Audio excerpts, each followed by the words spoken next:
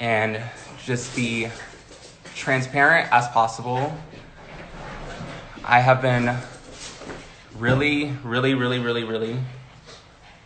struggling for the past few days with this. I really have been super scared to use my platform. I've been super scared to speak from my heart and speak up for myself.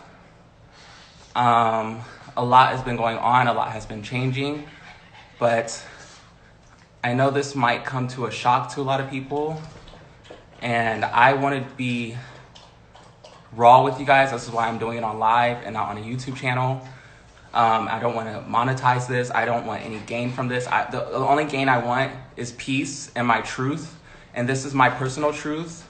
I'm going to speak about a long story that's been happening to me, and I'm just going to keep it honest and very open on my personal truth. Everyone else has their own truth, and they might perceive things differently, and that's okay, but this is my truth, and this is how I perceive it, and I'm literally shaking, guys. This is just so scary to even do. This is my truth.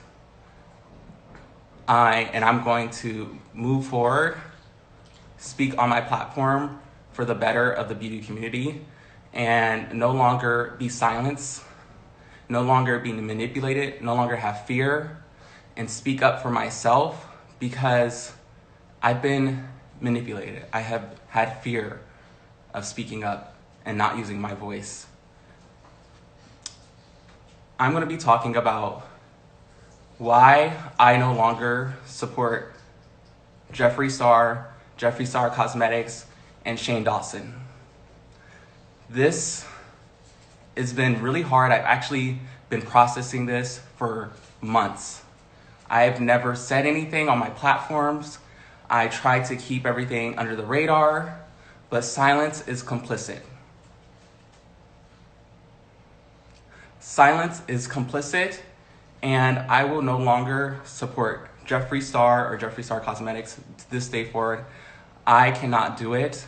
As a Black beauty boy, I have fought for my spot to just even be heard, to be seen in this beauty community. I have been told not to say anything, just to keep the network, benefit from it. And I'm just not that type of person, and I want to remain authentic, because when I got into this beauty space, I was authentic. I put on my platform my HIV status at 20 years old, and then I found makeup gave me peace. Makeup gave me peace, and I came into this industry authentic. But let me start with the story. I'm going to try not to get emotional. I'm going to try to be honest. I'm going to try to make it straightforward as possible for everyone. I can't fit everything in it because this has been going on for over a year, but this is my truth. So I'm going to start where I first felt like something was off with my relationship with JeffreeStar. The first thing was, we were cool. I didn't get any bad vibes from Jeffree. I did a campaign with him and stuff, and I was really grateful. And I'm a very grateful person. I always will be grateful for the opportunities and the connections that I benefited from JeffreeStar and JeffreeStar Cosmetics. But there were so many cons that it outweighed the pros. I remember being in Houston. So this is the first instance that something happened. I remember being in Houston, and I was there with Rich Lux to collab.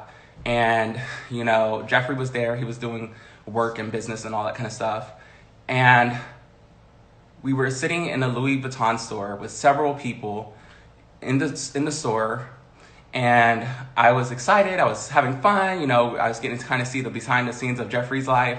And, some stuff that I wanted to do once I got bigger and established into the beauty community. And I remember there was this instance where he's like, asked me if I like James or not. And I was just so shocked. He was like, do you like James? Like, do you like him? And I just was so shocked and uncomfortable because he's like such a big powerhouse, and he asked me this, and I was like, I don't, like, I didn't even know what to say to that. I was just uncomfortable. There's people around me, and he just like was so blunt and out of nowhere asked me, do you like James? And if you guys know me, James helped me with my career when I first got into the beauty space and tell my HIV story. Like, he's always been very supportive of me. And I was like, I don't have a problem with him. Do I agree with everything he does? No. But I don't have a personal problem with him, and he's done so much for me, so why would I go against him? And he was like, well, you don't fucking owe him forever. And I just was like taken back when he said that, because I was like, it all happened so fast. He was like, you don't fucking owe him forever. And I just remembered that. And I was like, what? OMG. And we're in the Louis Vuitton store. So I'm just like, dang, I don't know what to even think of that. I didn't even know what to do. So I was just kind of like, trying to enjoy the moment and be present. And then later that night, I got into the car with Rich Lux, and he told me himself that Jeffree was asking, Rich Lux told me that Jeffree thought I was talking to James at the Louis Vuitton store. And from that, when I was in that car, I knew that he automatically just didn't trust me off the jump. And this is early on in our relationship. This is in the beginning. And I was kind of hurt, because I was like, I would never do that. First, I was uncomfortable. I didn't know how to handle the situation. I didn't know what to say about the situation. I was just really uncomfortable. So my first thought was not to DM James. I'm not malicious, and I try not to do stuff like that. I just didn't know what to do. I honestly just wanted to act like it never happened, but it did happen. And that was the first instance. And there's been many things, and I've always tolerated so many things, and I've always been like, it's not that big of a deal, Kameron. Like, it's never, like, there was never something where he personally attacked me, but there was also another situation in Houston when the next day, when we were in the hotel, and I was in his hotel, and we were just chilling. We were talking to Rich Lux again and a few other people, and I was talking to Jeffree, and I remember ShaneDawson called, and he was going off about James Charles and something, and telling, like, just like cursing James out, and I was just like kind of taken back, because I've never seen ShaneDawson like that, and he was just going in on James. And I was like, oh, is there like there's something like brewing, there's something going on with James and Shane and Jeffree. So I was just uncomfortable, and I just was like, I'm gonna stay over here. I don't even know what to do. I was really small at this point. I'm still pretty small, and I was just like, I'm not saying anything. I was terrified. I was just like, okay, like, I'm just gonna go back home and act like nothing happened, and and I kept doing that.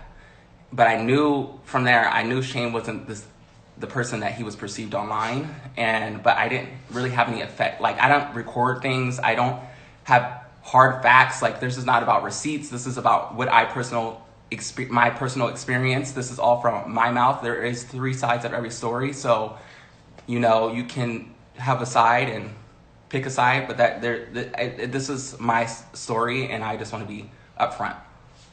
So that situation happens, and I just knew something was brewing with James from the jump. I get back home to LA, and I'm just like talking to my friends and family, like what happened, and how I think something is going on with James Charles, and it's really I was just uneasy about it. 3 months later, James had his scandal, and I always remember holding that and being like, OMG, maybe I could have came to James and maybe gave him like a warning, or told him like something happened or something was about to happen, and I felt it. And I always felt like a little guilty for not ever saying anything or confessing to James, because he helped me in the beginning, and I felt like I wasn't a true friend, and I really am apologetic towards James for not speaking up and not having the courage at the time to speak up for him, because I knew 3 months before he had that scandal, something bad was going to happen. And I stayed silent because I wanted to protect myself. I wanted to protect my platform. Everyone told me not to say anything. Everyone's like, it'll be a crazy move. You're gonna destroy your career. Every brand that he works with, you're not gonna work with, and you're not gonna have money like this and that. And I was scared. Like, I was just like, oh gee, I'm not gonna have a platform. I'm not like I just didn't know what to do.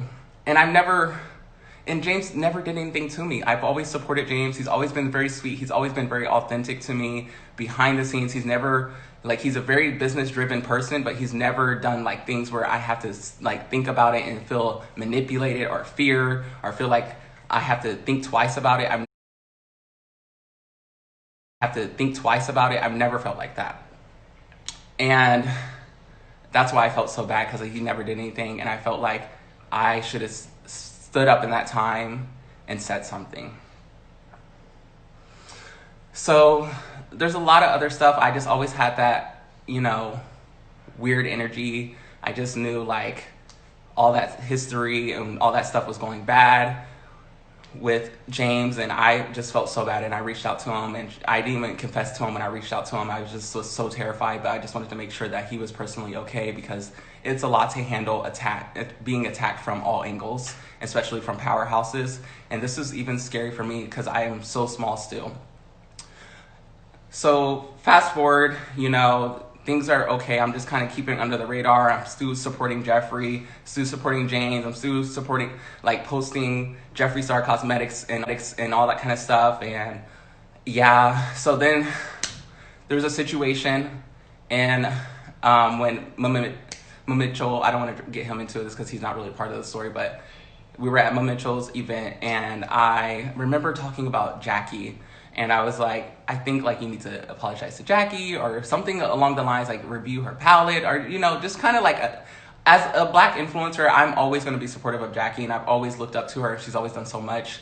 And I know Jeffree and them didn't have the best history, but we would always like randomly talk about them. Even in Houston, we talked about them, and he just would nod his head. And then I brought it up again at Mitchell's event, and I was like, hey, like, you know, we're going to say anything, like, you know, I feel like it would really say a lot if you could apologize to Jackie and the community and all this kind of stuff. And he kind of shut it down, and he's like, she doesn't deserve a fucking spot on my platform, which was understandable, and it is his platform, and he has all rights to do whatever he wants to do on his platform. And I was just left it at that, but I was definitely hurt as a Black boy and a Black influencer that loves Jackie, you know, that he's not trying to grow or amend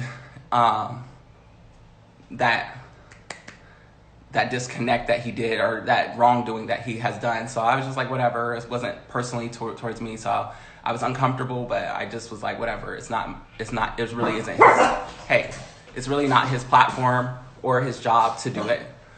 So continue to support him, continue to, you know, do the fake maneuvering, you know, fake support.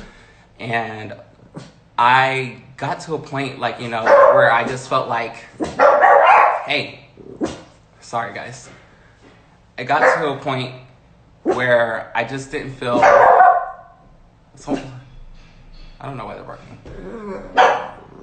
But I got to a point where I just felt like, hey, shh. Got to a point where I just felt like I was being used as a Black boy. I was always defending Jeffree on Twitter. I was always going in, but I've never got the same in return energy from him. He's done so much for me, and I used to always, like, you know, he put me in my first campaign. He's done all these things, and I'm like, let me not say anything. So I was going hard for him on Twitter because I'm getting backlash, but he would never defend up for me, so I was really hurt. And even recently, I spoke about Fenty and was like, oh, like, you know, Fenty needs to pull up, da-da-da-da, and everyone's, like, coming for me, like, aren't you, like, a JeffreeStar stan? So I'm labeled as this, you know, supporting a racist person or something like that.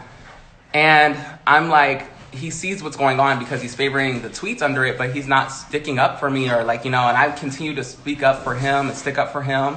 And it shouldn't be tick for tack, but I think it's overwhelming, especially as a smaller influencer. You don't have all the networks, you don't have all the money in the world. And to get hate online is a lot because, you know, you're putting yourself on the line when you're going against these brands. And, you know, you don't have that much power. You don't have that much say. And I just felt like it wasn't a friendship. It was never a friendship in the beginning to start with. It was always something like I was kind of like the token Black kid. And once I kind of was starting to fall back, I saw that he put my ex-best friend into a campaign recently. And I didn't want, like, I didn't care about my ex-friend being in the campaign. I was just more upset that I felt like he was trying to send a message in some way that I was replaceable as a black boy. And, you know, I don't have, like, I don't know. I just feel like once I didn't do what he wanted me to do, he tried to bring me down. And, well, not bring me down. He just didn't want to support, like, he fake supported me. He would talk about he loved me, and then he wouldn't, like, it just didn't reciprocate. It was like superficial. It was all superficial love. It was just very, very fake. Just very.